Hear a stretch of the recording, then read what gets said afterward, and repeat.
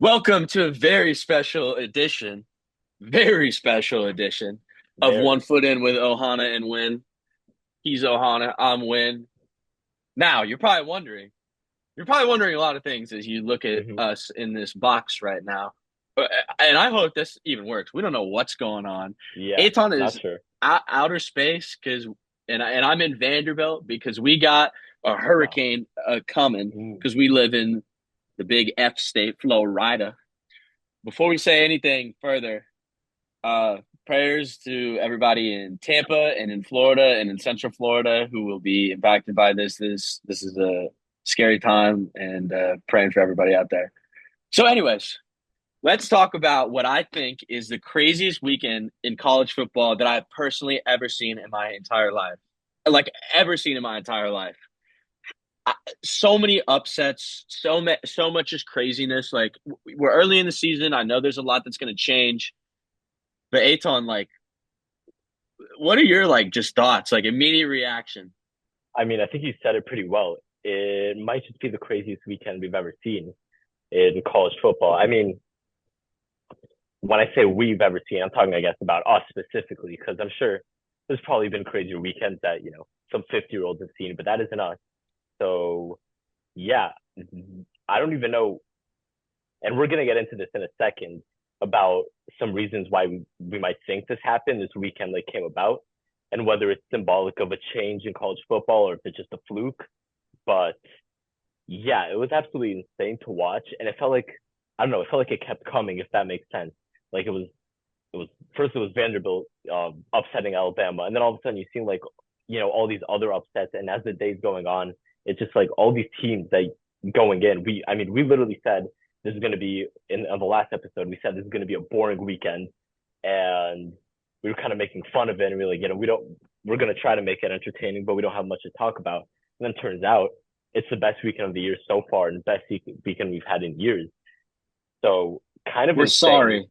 We're Yeah, sorry. yeah, It's we not were our wrong. fault though, dude. It's not our fault. Well, no, it definitely didn't look that exciting. So it's not our fault. And I think most would have agreed. I think Vegas agreed because yeah, they didn't see this coming at all. Obviously, that's why they're upset. So Yeah. yeah, this was nuts. So we'll get into the specific games and what we saw and what our reactions are to that a little bit in the rundown. But what we want to lead off with is kind of a bigger question to everything. And it's something that I've heard a couple people talk about, mention, but I haven't really heard anybody really dive too deep into. And that is the notion or the idea that the transfer portal has made the gap between good and great teams smaller. Like I think that that is legitimate, and that might be, like you said, the reason why we're watching these big upsets. Now let me explain what I mean by that, because it's like the thing is like let's look at the Vanderbilt game for example. Shout out. Shout out. Um, Vanderbilt recruiting, the ceiling is low, and the guys that they're getting in there from the high schools and all that, like they're not getting the top talent guys, right? They're not getting the experienced guys. Okay, fine. They're Vanderbilt. Their quarterback now, Diego Pavia, went 2 years to JUCO, 2 years at New Mexico State, and is now a fifth year experienced quarterback. And he looks like it. And Hmm. you know what? You know what he did? He went out there and he beat Alabama. Alabama did not give that game to Vanderbilt. They did not. And I No. will hear no Vanderbilt slander at all because they beat them. They dominated them. They dominated the possession. And again, we'll get into the specifics of that game in a minute. But I think in the past, Vanderbilt's never going to have a guy of that caliber at the helm of what they've done. And if you look at their games earlier in this season, even the games that they've lost have been uber competitive. I mean, very competitive. Yeah, they beat Virginia Tech, who almost beat Miami. So I think that when you're seeing, teams like Vanderbilt or teams like I'll give some examples out there. A team like Vanderbilt with the big upset. A team like Cal, who really should have beat Miami. Teams of kind of that level and caliber who, you're not going to see them putting high numbers up in the recruiting rankings, But now they're kind of able to pluck these guys with experience out of places. And in college football, experience is such a big component. I mean, you have Diego Pavia playing against a 17-year-old on the same field. Like that's Yeah. crazy. What do you think about that? Do you agree with that, or do you think that maybe that's a little bit too big of a jump? So when I was thinking about it, and I definitely agree with that. So when I was thinking about this question and this just this entire thing as a whole about the talent gap reduction in college football, I kind of came up with a few different factors that I thought might be relevant to what's happening, to what we saw this weekend. One, obviously, or one, I guess, that you talked about the transfer portal. We've seen talent gaps between these teams reduce just because accessibility for athletes to be in so many different places. So all this talent pool gets dispersed in a way that it just couldn't before, obviously, because these guys couldn't move around like they can now. That have one transfer and they have to take a transfer year and all redshirt year and all this nonsense.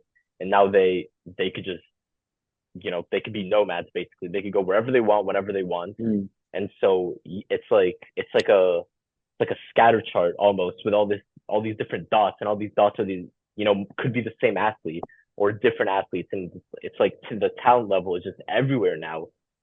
And now the top programs, they'll still have the most overwhelming talent. Like that's never going to change, and we still see that in college football today. But other programs can swipe players away now from those top programs. Like if a guy at Alabama isn't getting playing time, and this guy was a 4 or 5 star recruit who went to Alabama for a reason, and there's better guys in front of him. A smaller program can just go and scoop him up very Yeah, easily, and they can promise him a role, and he can go and he can like prove himself. And so that's yeah, one thing. Two, and I was thinking about this one for a bit.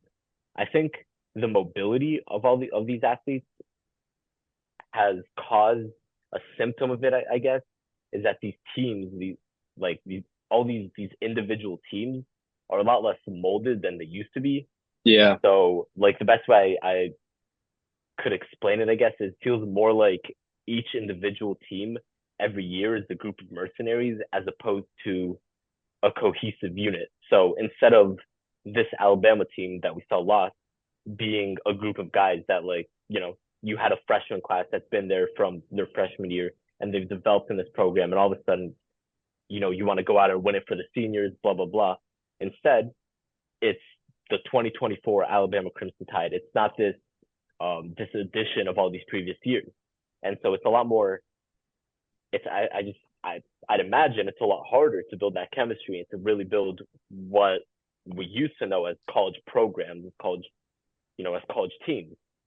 And the third thing is there's a chance it's just a complete once in a lifetime fluke. You know what I mean? And that everything I just said is completely irrelevant, and that this is just a random once in a generation weekend that we saw where everybody decided to be upset or to get upset, and that is possible. And then option four is the combination of all those things. It was the fluke, and the other two things I said still exist, and that talent gap still is reduced, and these teams still have less chemistry. So it's kind of what I've thought of. yeah. And I agree with all those points. I'm gonna touch on little things, a couple things too. I mean, yes, players are getting paid nowadays, but college football for a lot of these guys isn't the end all be all. They're trying to go to the NFL. And, if you're a junior that's been sitting on the bench at Bama, let's say you're a junior defensive lineman. Let's say that junior defensive lineman, you've been sitting on the bench for 2, 3 years at Bama, and you're like, this is going to be my year. Okay, now Bama just brought in a transfer porter guy from somewhere else, and he's now in front of you on the depth chart. And you're like, dude, I haven't seen the field yet, or I haven't seen enough of the field yet to even build a repertoire.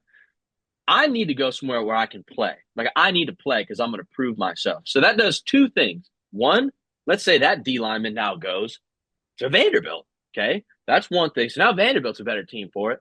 Two, now Bama's got less depth in that position because now he's gone there. Now, what happens if the guy that was going to be ahead of him gets injured halfway through the season? Oh, that would have been that guy's job, but that guy's been starting at Vandy, and now there's a gap there. So, like, I think these are realistic things. I think that these are big things that to take into account, and like in the sense of like things being a fluke, like, yeah, I think Alabama probably didn't, Alabama didn't have their best game and Vanderbilt probably Yeah. had their best game that day. But at the same time, like in 5 years ago, Diego Pablo is never going to be the quarterback of Vanderbilt, right? Because of just the system and the way that things are now. And so I think it's really interesting. I think it's a conversation that is going to just have to evolve over time. And we're Yeah. we're in no way saying that, like, we brought this up earlier in the year. You know, it's the easiest to keep a dynasty and the hardest to make a dynasty now than it's ever been because of NIL and transfer portal and all that stuff. So Right. I'm not saying that we're going to see a big overhaul and change of landscape in college football, but I mean, if you look at the SEC now, I mean, any team kind of has a chance now. Like Arkansas just beat Tennessee. Yeah. Like Mississippi State sucks, but like, like they're able to somewhat build a team now. Vanderbilt just beat somebody. I'm not saying they're going to come in and they're going to beat everybody every year and they're going to be contender in every game that they're in. I'm not saying that, but I'm saying that, like, I think these games that used to be, oh, we're playing Vandy and it's going to be a, 68-2 win, 68-3 win. Like, I just don't think that's going to happen anymore. I think that those, Power Five teams are most likely gonna. I'm not saying they're gonna be upsets all the time, but I'm just saying that there's a very big likelihood that this gap is closing and it's smaller. Yeah. I agree. I think we're going to see a lot of these upsets. Yeah. Like you said, not all the time, but maybe with more frequency and I guess with more of a reason why than in the past where it was just like Yeah, a team just showed up and just didn't play well type of thing. Now yeah, we actually have more background behind it and more reason. And with Alabama specifically, and I don't want to touch this yet, I'll touch it when we get to the Vanderbilt Alabama conversation. I think there might have been another layer to it in that game specifically. So I don't know if you yeah. want to get into that now. I mean, Let's just dive into it now. I think okay, I think I think we hit that a lot. And the last thing I'll say about it is, like, it's going to be one of those things that come with time. Like, I don't yeah, know. We don't know what's going to change. We don't know whatever. But like, I'm interested to see how that plays out. And it might be the weekend of coincidence, but you know, shout out Vandy. Let's. I'm just going to say it, dude. I'm just going to say it. mm-hmm. Shout out Vanderbilt. Shout out Shout out Vanderbilt. Vanderbilt. And I'm taking no more slander. Are you going to Nashville this coming weekend, Mr. No, Eitan? no, No, you're I'm not. not. But I will Mm-mm. be in Tennessee, but I won't be in Nashville. I'll be in Knoxville to see what I don't even know what that game is going to look like. Tennessee versus Florida. I don't even know what the hell is going on there I anymore. But that mean, doesn't matter. That's not what I'm talking I about. mean, I'm talking about this team right here, who I've been in this stadium before, and I've watched them beat an SEC team before in that stadium 2 years ago. Shout out Vandy. shout out. I'm done with the Vandy slander, dude.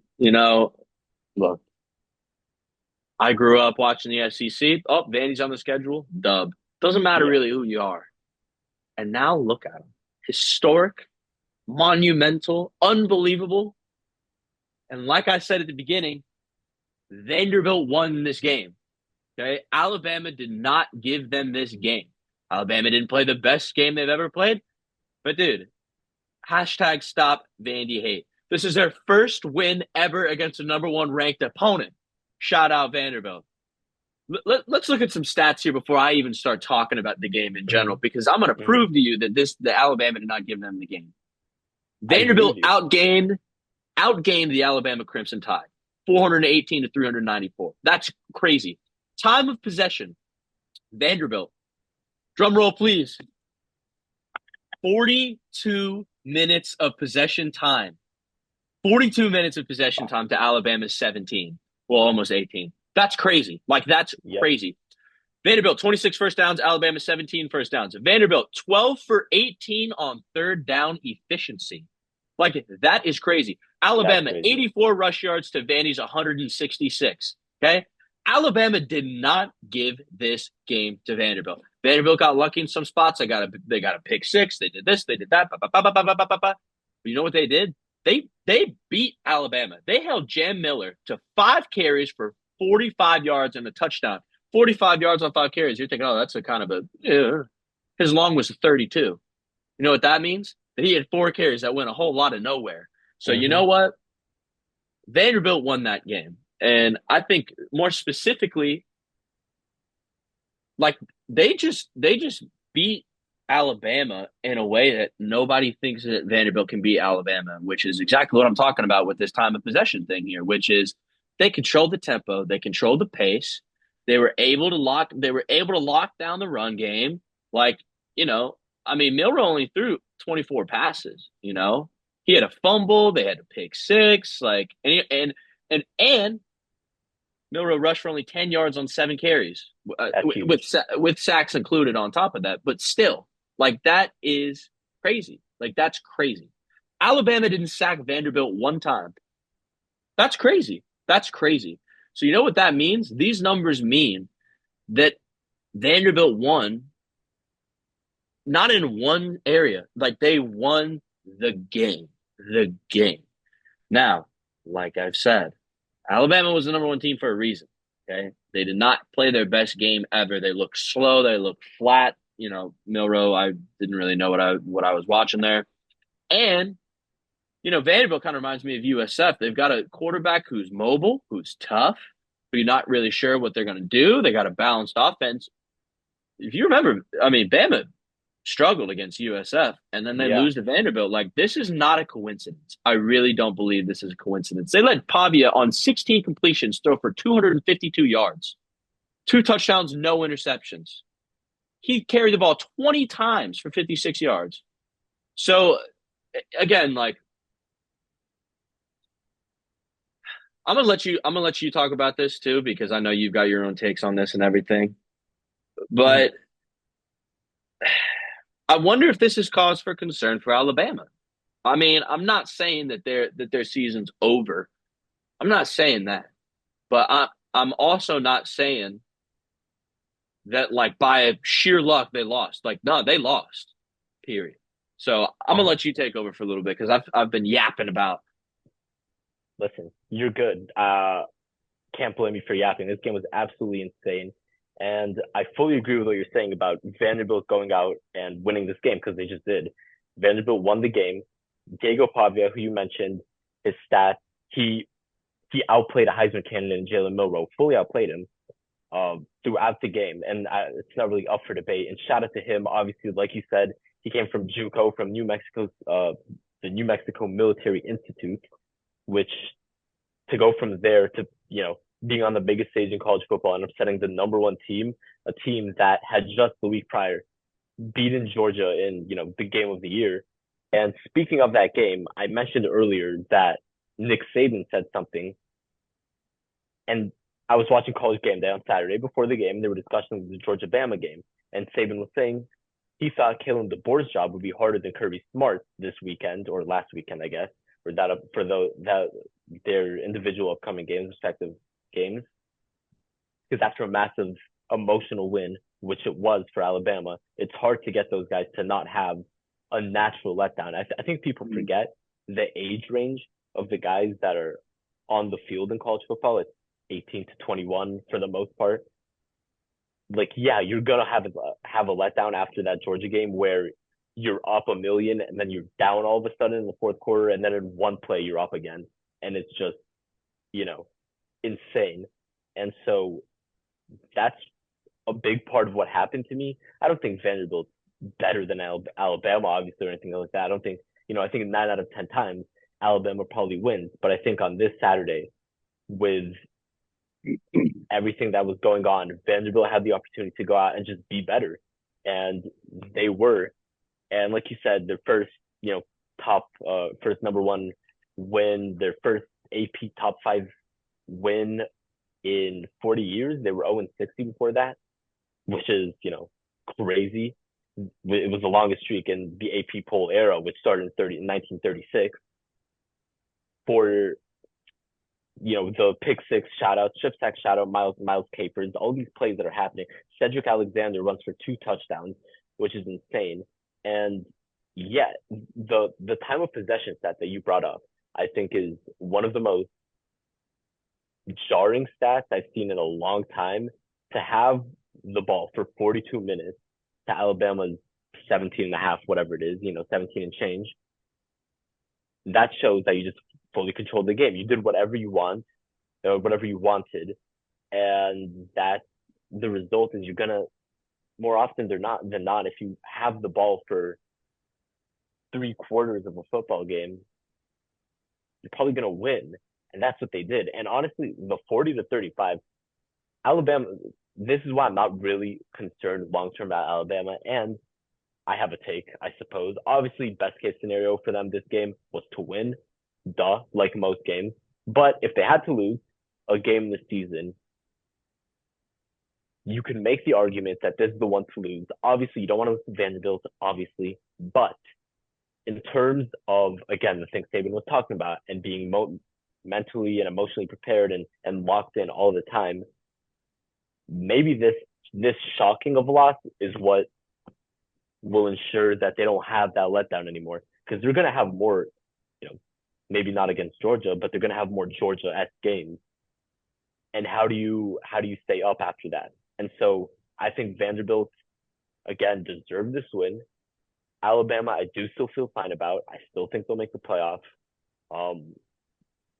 And now they're seventh in the rankings, which is closer to what I thought they'd end up being at 9. I had them making the playoffs as 9 seed. So yeah, but again, all credit to Vanderbilt. And one more thing, and this is not related to the actual game at all. It's related to everything post game. There's nothing I hate more, and I strongly believe this, and I think you'll agree with me. There's I know what nothing I you're hate saying. more than when fans go to the field and take things, and then these institutions decide, oh, you know what we're gonna do after these kids just had. Think about this. Those Vanderbilt fans were celebrating the biggest win that anyone who has ever attended their school has ever seen. That's what they were celebrating. And the school's going to be fined $100,000. Give me a break. You know what I mean? Give me a It's break. chump change, though, man. They don't care. That's It a is. They private don't. They school don't out care. there.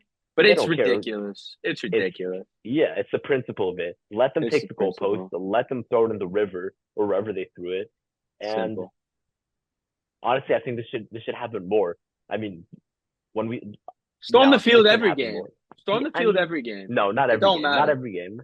Not every game. But for example, if Florida beats Tennessee, storm the field. Why not? I know it's in Tennessee, but just storm the field if you're a Florida Do fan. it. Might as well. Do it. How often are you going to see those games? But yeah, that's my take. One question for you. Is there any way Jalen Milroe can win the Heisman Trophy? Anyway. Yeah. Um. Really? Yeah. I still think he can. I think this is this was just one game.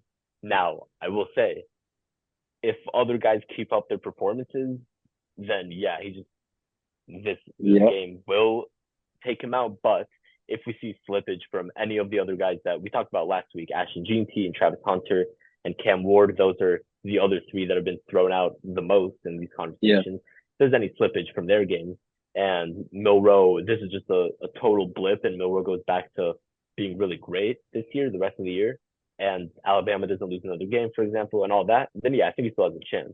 But definitely doesn't help, obviously. We'll see. We'll see. All right. Let's talk about a game and about a team and about a player that we were both very high on. Mm-hmm. And I'm actually I'm actually concerned about this. I'm going to come out and say Mm, it. I'm yeah, actually concerned about this. And that's Tennessee going to Arkansas and losing. And it's not only them losing, it's how they lost. yeah. No, I'm going to start doing this before I start assessing all these games because I think it's important. Tennessee 14 to Arkansas's 19. Now, Eitan, had I told you that Arkansas is going to score 19 points in this game, what are you thinking?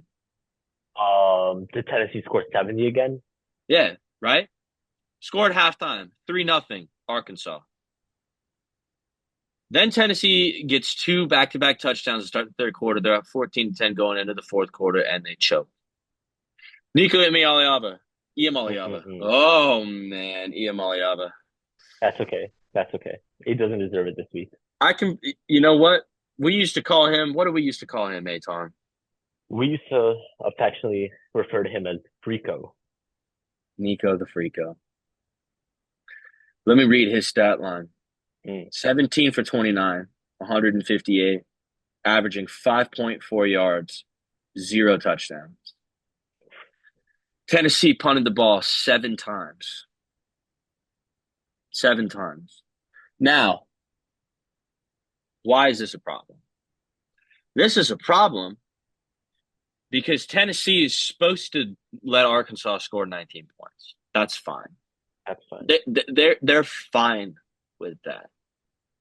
But the whole narrative around this team is the offense, is the hyper ball, is all this. Now, here's the even bigger problem with this: is Tennessee struggled offensively against Oklahoma too. And just like we were talking about when Ole Miss lost to Kentucky, is you go and play your weaker teams, you throw up a billion of points on them, you look awesome. You play a couple real teams, and you don't look like a team that should be competing with them. And I don't know how you don't say the same thing about Tennessee. Look, I'm not saying that Arkansas is a bad team whatsoever. Okay. They're not. When they played Oklahoma State, I said to myself, that team is actually pretty good this year. Here's the even bigger problem: Mm. they lost their starting quarterback at a point in that game, and they lost their starting running back at a point in that game. And they still beat Tennessee. Shout out to Arkansas. I'm not trying to rag on Tennessee. Arkansas needed that win. Arkansas deserved that win, but Tennessee choked, man. I Mm. mean, choked. Like, you're punting seven Talk about it. times. 7 times, man. Like, it's just Arkansas outgained the University of Arkansas outgained the Tennessee Volunteers 431 to 332. They possessed the ball for 11 minutes more than Tennessee did. So, like, I don't even know. I don't even know. I don't know what to say. I don't know why this didn't work. I don't know. I I don't get it. And I want to hear why you think that maybe this happened. Okay, well, I actually want to start at the very end of this game because, I know where and you're going. like you said, Nico, the Frico, what we usually call him, It's over. for this week, He's gonna he's have to lost earn those that. privileges. He's lost, yes, he's gonna have to prove it. It's prove it week for Nico. It's prove it week for Nico the Frico. After this play, he lost Nico Iamali all the privileges as well. He's Nico I now. Nico I. For this week, Wow. that's what he is. Because, let me set the scene for anyone who didn't watch or anyone who forgot. Zeros on the clock. You're down 19-14. You're in Arkansas's red area, essentially. Again, zeros on the clock. What would what would anyone do? Honestly, anyone. Not an experienced quarterback, not you know any human being playing the quarterback position in that situation. You're down five. You need a touchdown. There's 0 seconds left. You throw it in the end zone. Probably you just throw it in the end zone. Try to see if something happens. Nico, in his brilliance, and to be fair to him, there are flashes of brilliance when he throws that ball, which maybe makes this even more egregious. He decides to run and not, he's not running to the end zone. He's not juking people out, hitting some spin moves. No, he runs out of bounds with 0 seconds left on the clock, down five. You can't do that in football. Actually, that's literally a game losing play, because the game ended and you lost on that play. So Nico, disaster. I'll start with that. Now you were up 14-3, um, which when you have the supposed, I suppose, some would say, offensive firepower that Tennessee does, you shouldn't blow that lead. But things happen. You get into some sticky situations. Except for, as you mentioned, when the other team's starting quarterback goes down at the very end of the third quarter, which means the backup is just in for the fourth quarter against the number four team in the country. Maybe finish that game, maybe close the deal, and don't let Malachi Singleton go out and beat you in one quarter, essentially. Fun fact. Fun fact. This is a fun fact, and this isn't just Tennessee. This is I'm dragging Alabama back into this conversation. This weekend, this Saturday, was the first time since November 12th, 2016, that two AP top five teams lost to unranked Ooh. opponents on the same day. Now, Ooh. I don't know if anyone knows, and if anyone remembers that day on 2016, there's actually three teams on that day that lost. It was Michigan to Iowa, Clemson to Pitt, and Washington to USC. Who USC? Don't worry, we didn't forget about you. But yeah, this game disaster for a team that I didn't believe in at the start of the season to make the playoffs, and then very quickly adopted as one of my own. And now I still believe in them to make the playoffs. I just like with Alabama, I think this is the blip. I think they'll be okay, but I am more concerned about Tennessee than I am Alabama because this shouldn't happen. Yeah. And I didn't think we'd be in the situation with Nico this deep into the season, to be honest. And I know he's still a true freshman, or I know he's still a freshman, but I don't know. I don't know. Something feels off. And like you said, I don't know how to explain it. I saw someone say that they don't think Hype will trust Nico yet, and he's calling the games like that's the case. Well, he better start. He better start because if you don't trust your quarterback, who we're both, for the most part, generally huge fans of, then this won't be a one-off. Just saying. I'm gonna say something real quick about this. This is starting to kind of give me a little bit of Anthony Richardson vibes. It's early, Nico, so I don't. Yeah, Nico. I don't want to get too deep into this. And for a Tennessee fan too, a little bit of Joe Milton, little bit of that. The fact of man, we got ourselves a physical freak that we don't trust yet. That we can't formulate a stable offense around yet. And in their defense, 17 passes for 158 yards. Like I don't, and like you said, a horrible decision at the end of the game. It doesn't matter if that gets picked off in the end zone. Throw it, yeah. throw it. Mm-hmm. And we saw this with Richardson, which is bad decision making. Great athlete, bad decision making. Now, I respect Iamaliava's game and his ability, and I think he's going to improve. And I don't know how I feel about Tennessee moving forward. I got to look back at their schedule and give it a couple more peaks. I think they're going to win some games this season. I don't think they're going to win as many games as I maybe initially thought this season. Well, on their schedule, we discussed it in a recent episode when we were talking about Georgia and Alabama and how coming up on both of their schedules, you've got Tennessee, Yeah, and we both at least for the Alabama game, which is the first one of the two, we were like, yeah, that's going to be an undefeated versus undefeated matchup. But specifically on Tennessee here, not Alabama, yeah. we thought they're kind of the wild card in this, and could they be the one that takes down either Alabama or Georgia, and then they fall to Arkansas. Now again, they could still take down Alabama, who fell to Vanderbilt, obviously, or Georgia, who fell to Alabama and almost lost to Kentucky. So in a weird way, it kind of makes everything a lot more interesting because now we have three one-loss teams at the top of the SEC that everyone expected to be and still does expect to be really good. And then you kind of just have Texas looming, you know what I mean? Just keeping it rolling. All But right. Well, I'm gonna move on to the next game yeah, because you talked about teams at the top of the SEC. But I'm gonna read to you the SEC standings currently. this is shocking. Number one, Texas A&M, 3-0. Number two, LSU. Number three, Texas. Number four, 2-1 Arkansas. Tied for fourth. Georgia, 2-1. Bama, Florida, Ole Miss, Missouri, Oklahoma, Tennessee, Vanderbilt, Kentucky, South Carolina, Mississippi State, Auburn. Whatever. I don't want to talk much about this game because this really makes me angry. Yeah, Missouri A&M. I mean, It was over from the start. 24 to nothing at ridiculous. halftime. Total yards, Texas A&M 512, Missouri 254. That's all you need to know. Period. That's all you Yeah, need to know. that's it.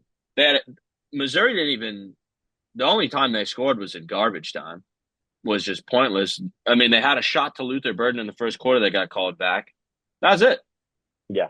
Missouri didn't even turn the ball over. They didn't even turn the ball over once. They just got destroyed.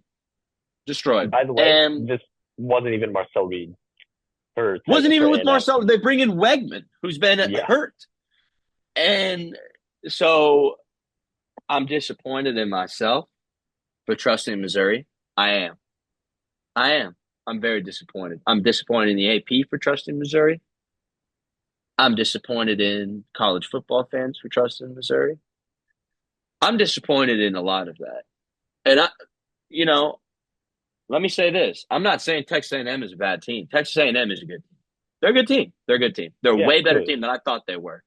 They beat 100%. they beat Florida soundly, and they Houndly. beat Missouri soundly. Again, this isn't a game I even really feel like we have to talk about much because I don't think we're No. going to talk about Missouri again this season. I had them No. up. I had Missouri being like another wild card in the Tennessee range in the SEC. I don't. I have no. I have no. Brady Cook got sacked 6 times. Like you should have watched Drinkwitz's press conference after the game. It was just like it sucked. Like every component of Missouri sucked. And I don't Yep. think that that's like a one-off fluke. And I think Vanderbilt should have beat Missouri 100%. They're lucky.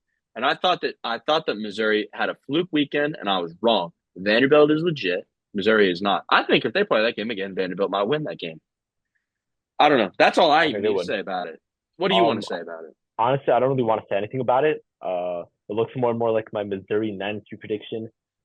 Might have even been optimistic for this team, but I think I was on the right track. But that's all I want to say. Honestly, I want to take my time, a minute or two, talking about a team that maybe is back on track, and that's Ole Miss, a team we both believe in, and have believed in, and were very disappointed in last week when they lost to Kentucky. And this might not make sense at all because it's kind of a circular thing, and not really there's not really any exit points.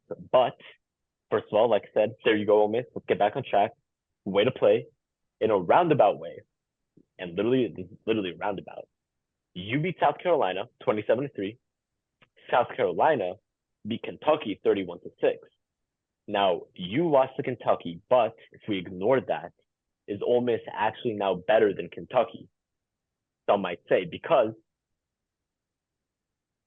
the margin of victory over South Carolina was 24 points. South Carolina blew out Kentucky. Kentucky game was close. It happens. But we're all the way back. Jackson Dart, kind of a wild stat line, 14 for 27. Ugh, Yeah, weird. whatever. Yeah, 285 yards. Not efficient, but we'll take it. Ole Miss wins the game. Ole Miss needed that. I needed that for my Ole Miss predictions, my Ole Miss futures, I suppose.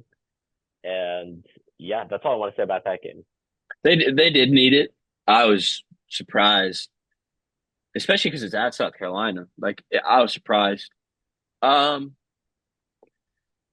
I'm still not loving Ole Miss. I said though, we did say they're going to get it back on track. They're going to figure it out. One little stat line I want to call out to them, which is a little bit concerning. Third down efficiency, 3 for 13. Okay, you're not going to beat a good team if you're going to do that. Mm-hmm. Now, on the flip side, South Carolina's third down efficiency was 5 for 16. Okay, cool. So you played good defense on third down, but 3 for 13 on third down efficiency, it's just not good. 1 for 3 on fourth down efficiency, that's also not good. Ole Miss still needs to clean it up. Good win, great win, great win. I'll give it to you. Great win, good job. Mm-hmm. Take it for now. Take it for now. You're 1-0 this week. Exactly. You know, keep it going. And they play LSU this weekend, which we're gonna have an interesting episode about that. Yep. That is their make or break game if you're Ole Miss. Yeah, Like that's your make I or agree break with game. that. You lose, you're done. You have no Yep. chance. So we'll get more into that in a little bit. Mm. This next team. Honestly, I don't even really want to talk about them for that long because it might make me sick. I'm But already sick. the University of Southern California. Actually, I'm not gonna. You're getting the full name. University of Southern California. We believed in you.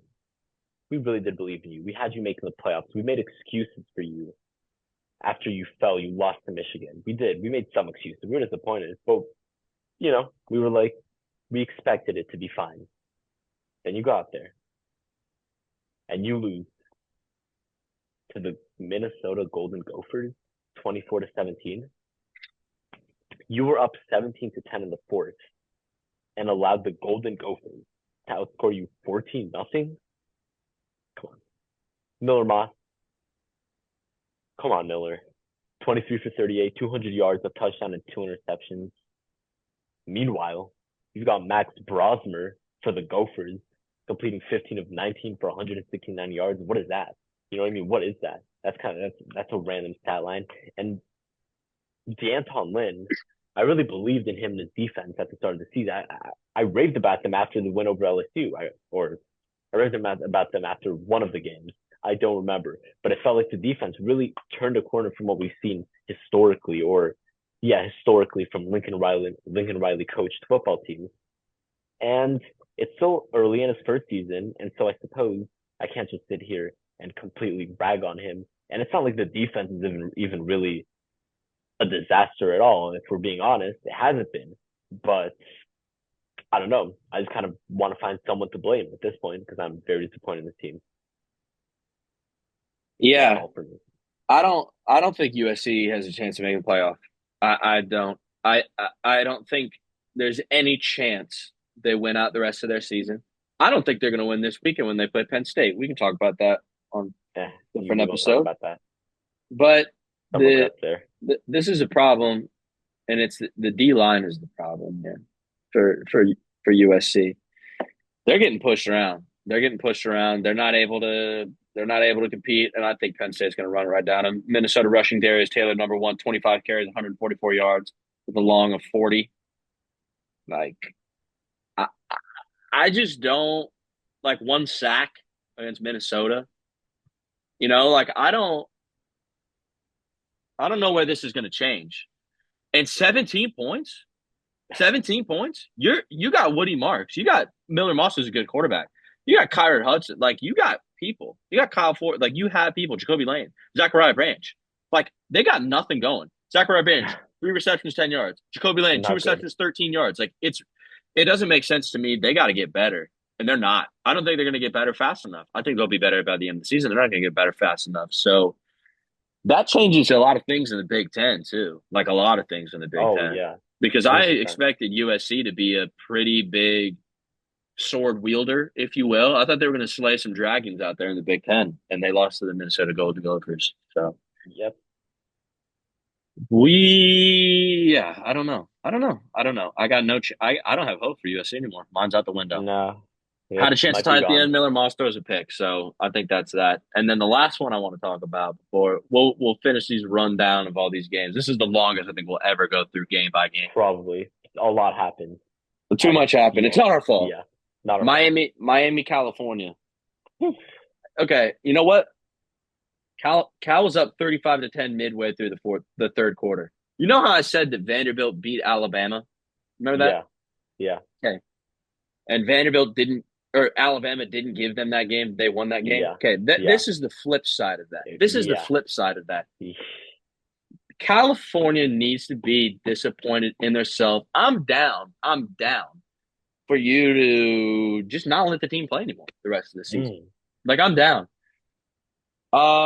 Look, a comeback is cool, but when you give somebody the game, it's not cool. This is a top 10 team at your stadium at night. Like this is your Super Bowl of the season, people. And you go out there and you choke. And you choke bad too. I'm not like this isn't like I said, oh Tennessee. I said Tennessee choked the Arkansas game. This is a Reggie Miller choke. You know what I'm saying? Like this is crazy. The amount of time Miami had a third and goal in the 19, scored a touchdown. Miami had 9 penalties for 110 yards, and they still won. But timeout, back it up. Simple. there's one thing I would do want to really talk about here that really got me going. Yeah, You watched it. I believe this was in the fourth quarter. Oh, California also had Miami on a 4th and 10 and choked that down too. That's not what I want to talk about. Late in that game, there yeah, was a hit from the Miami D lineman on the Cal quarterback. That was one of the most clear targetings I've ever seen in my life. Cleared his feet, didn't extend his arms, crown of the helmet into the quarterback's head. They reviewed it and they did not call it targeting. That would have won California the game. They didn't call it targeting. I am, you hear all these people say, oh, the games are fixed, blah, blah, blah. I don't believe in all that. But that was one of the most embarrassing and ridiculous calls I've ever seen. Embarrassing and ridiculous calls I've ever seen. And it really sucks too because now that's two back-to-back weeks that Miami's gotten away with some really kind yeah, of crazy late game antics. So, but again, Cal, you can't let one play like that be the dictator of like that's not an excuse. People at home, look up what I'm talking about on YouTube, and you'll be equally as disappointed as I am. Because when I watched that, I was actually really, really angry at the officiating for missing that and giving them that. But this is not a Miami win. This is a California choke, and I think that Miami needs to take a long look in the mirror too, like mm, really, because they look terrible in the first half. Like they look yeah, terrible in the first half. They got so damn lucky in that game. So damn lucky. Cal looked like they just kind of gave up at the end of it. Like, oh, we won, give up. So Miami, like I said, I mean, the stat lines aren't great. Ward's throwing a bad pick six to start the third quarter. Like things just look sloppy. It's not the Miami we saw. Definitely not the Miami we saw against Florida, which was really clean. 9 penalties for 110 yards is abysmal. So I'll let you take the reins on that, but you yeah. know where I stand. I'll keep it quick on this game. First of all, you brought up the not called targeting, but there was another play as well that happened on the game-winning touchdown for Miami, where they had two offensive linemen just down the field past the line of scrimmage, which is illegal. They're ineligible receivers downfield, which would have been a 10-yard penalty and a loss of down, and the refs kind of just didn't call it. So yeah, there's two calls that you could point to and be like, ugh, Yeah. Miami really got away with this, but I'm not going to blame that on why they won the game or why Cal lost because you're up 35-10, and you should not allow a lead like that to get into a position where a final drive and a missed call determines the outcome of the game. You should not be in that situation. Yeah. So that's all I think about that. And about Miami, long term, I still think they'll be the undefeated ACC champ. I think they have no shot at anything beyond that because this is back to back weeks where they're in nail biters against teams that they should beat soundly. And basically, a call or two goes the other way and they lose. And so I tend to not trust teams. If they came out and beat Cal like they should have after the Virginia Tech game, then I would trust them because that shows that they can bounce back from disappointment or from not performing to the level they should be. And they didn't do that. So I'm just not going to trust them. That's all I've got on them. Cal lost to Florida State. Let's not forget that. Okay. Cal lost to Florida State. It was one of the worst teams in the country. I think that Clemson, if Clemson played Miami right now, I think Clemson would win.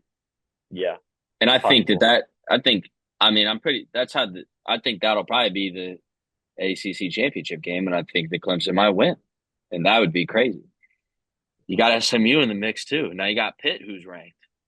And, Miami is scaring me. I don't like it. They need to Yeah. figure it out. Like, Oh, look, quick. too, I get the whole, like, you fly over to the other side of the country and you're a little tired, but man, that was a really ugly 3.5 quarters and then a really Yeah, lucky fourth.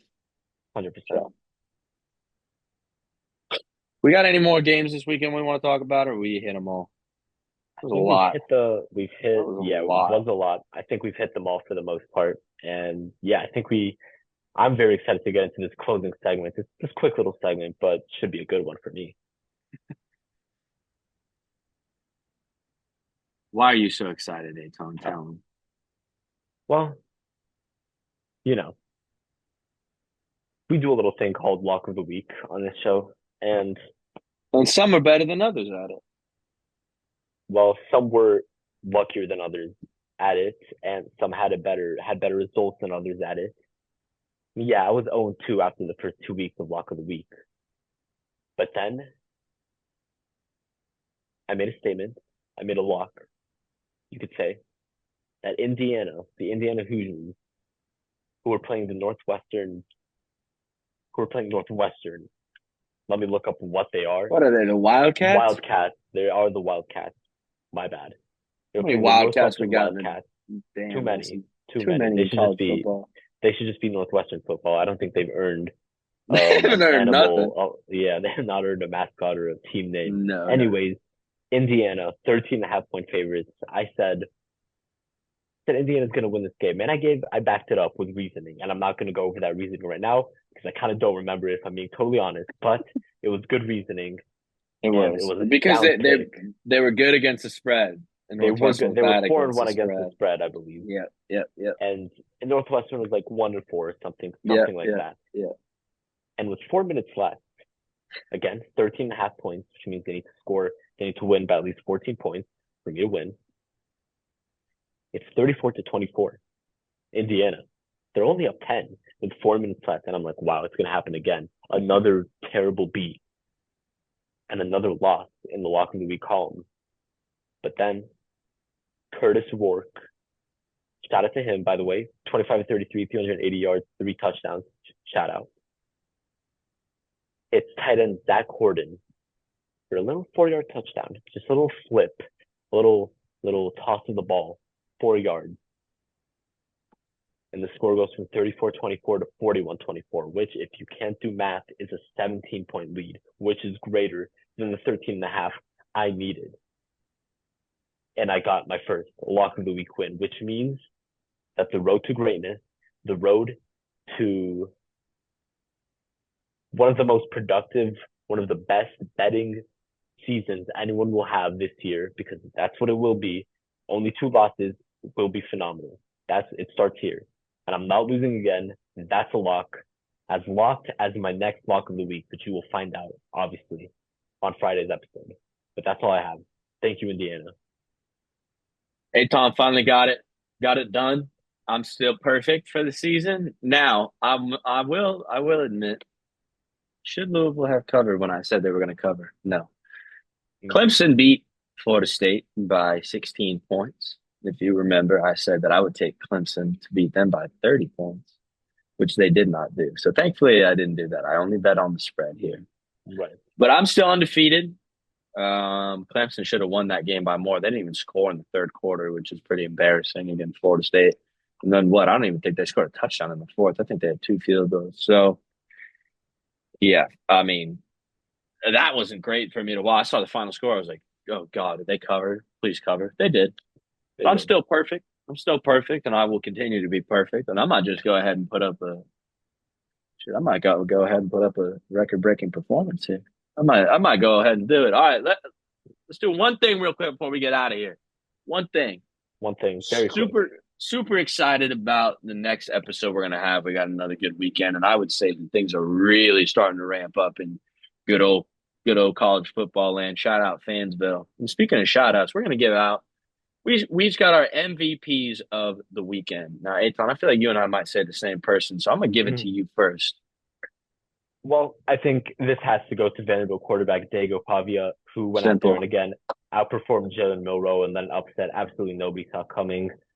So way to go to him. That's all I've got to say about him. Really quick though, Ashton Jeanty deserves a shout out because he had Yep. 186 yards and 3 touchdowns on 13 carries, and he's now up to over 1,000 yards and 16 touchdowns on 95 carries this year through 5 games. That's all I've got to say. Yep. Also, oh my God, let me get Eli Stowers on Vanderbilt. 6 receptions, 113 yards. Big tight end. Love to see the tight ends doing it. Shout out to Nico Slaughter and Xavier Sori Jr. and TJ Metcalf on the Arkansas defensive side, putting up some big tackles, winning that game for Tennessee. Those are a couple of mine. I got one more here. Let me find it. Let me find it. Let me find it. Let me You find got it. it. Connor Wegman. Connor Wegman. Mm. not a name I would love to be thrown around as my MVP because I got my own opinions on Connor Wegman, but he went out there and he beat the hell out of Missouri, and that's just the way it is. And then my last one, shout out Kevin Jennings, Shout SMU out. quarterback, Mm. 21 for 27, 281 yards, beats Louisville, beats the Oof. Louisville Cardinals. Guess how many yards he rushed for? 10 carries, 113 yards, one touchdown, long 59. Brother put the team on his back, went out there and won. SMU. Shout out to you. Shout out. You got one more for us, Eitan, or are you just sticking with the Pavia train, brother? No, I'm sticking with. I think so. Once in a lifetime performance for him. I think it should be his moment and his moment alone, for Yep, me at least. yep. Can't disagree. Shout out Pavia. That post game was electric too. That's a football guy right there. One That is a hundred percent. football guy. All righty. I think this was a pretty long episode. I don't even know how long we've Yeah. been going for here, but it's not our fault because this was Nope. ridiculous and we weren't expecting any of this. And I'm very Nah, I'm excited to excited. see how things play out. Aton, send them off for us. Well, thank you guys for watching another episode, a great episode, a long episode, like Winn just said, but well worth the time. We'll see you guys on Friday for prediction on weekend, whatever it is, a lock of the week, our Hopefully, we'll see you on upcoming. Friday. Hopefully, we'll see Hopefully, you on Friday. Depends on because the status of the yeah, hurricane, of course. I might get rocked by this hurricane. Hopefully not, but I might. So I we'll think it'll be see. good. I think it'll I be think it'll good be good. because we have a weekend of college football to predict, and the hurricane knows that. So it'll let us do that, do our thing. So yeah, we'll see you guys then. And that's all we've got. See you. See ya.